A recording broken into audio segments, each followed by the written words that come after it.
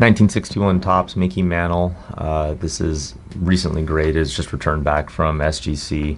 It's graded a 9, and we've taken a moment to really highlight this card because, yes, it's an important card from the 60s. Yes, it's received a high technical grade, but this is hands down the finest copy we have ever seen.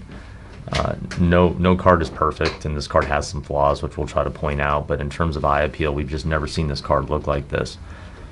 Centering and print are, I would say the two things that really hold this issue back. The full bleed, or not full bleed, but the dark background here, and then the black edging, which is a bleed into the background, is just plagued with print snow and other flaws.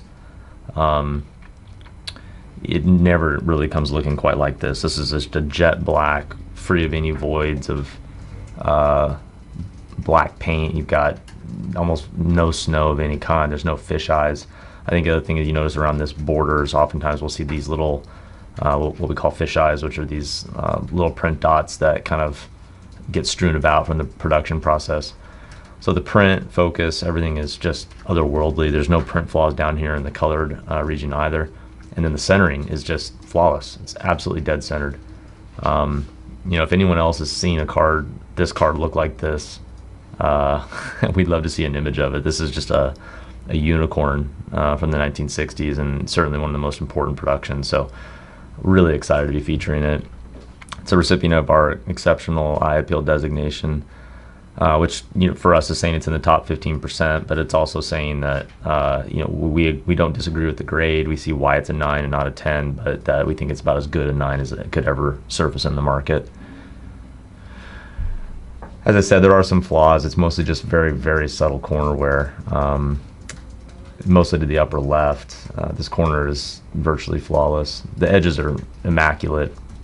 This corner is probably the weakest. It's got just the slightest bit of fraying. You see just a little bit of fibrous, kind of like fuzzy edge to it. I mean, it's still a very sharp, well-formed corner, but that's probably the weakest of the four.